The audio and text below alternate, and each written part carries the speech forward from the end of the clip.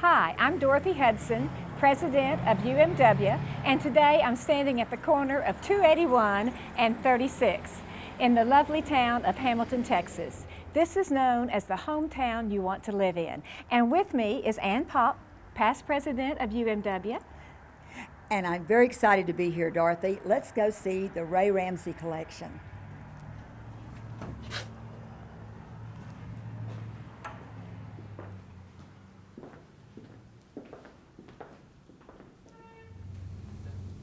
Well, here we are in the gallery with Mr. Ray Ramsey, who is going to be our program on February the 2nd.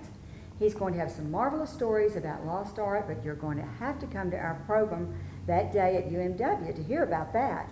But today, we are in his gallery here in Hamilton, Texas. And Ray, tell us about how you started collecting art. Well, it really came from my grandmother. My grandmother was a collector in Carmel, California at the early part of the century.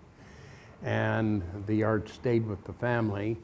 And after I inherited it, I increased my collection twofold, and I became an addictive collector.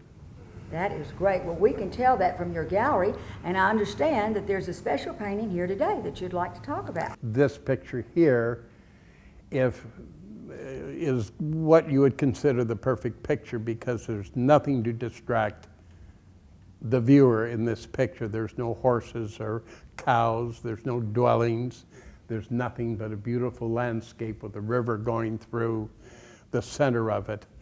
And this is what makes the perfect picture. Now, speaking of connoisseurship, this picture has a value now of $50,000. And the only element that depends upon the price of a painting is the signature. Who painted it?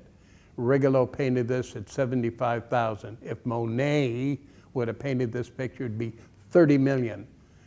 And it's still only $8 worth of materials.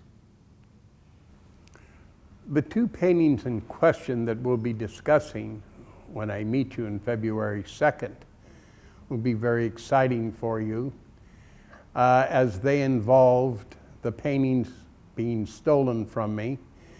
And I acquired the paintings, and I'll tell you how, in 1985 and in 1991. They were stolen, and it ended up involving our state senator, and it involved the Justice Department, it involved Interpol and the Italian Carabinieri, the FBI, and about every other legal agency I could conjure up to get my paintings back. But the important thing is, I learned early on that statistically, I had a 5% chance of ever recovering the paintings, but I did. Well, Ray, thank you for telling us all these interesting ideas, and we cannot wait to hear more on February 2nd. We hope all of you will be at UMW meeting. Men are welcome to, guests are welcome to, and we usually start around 11:30 and we end at 1. We hope all of you will be there to see this most interesting and very special program.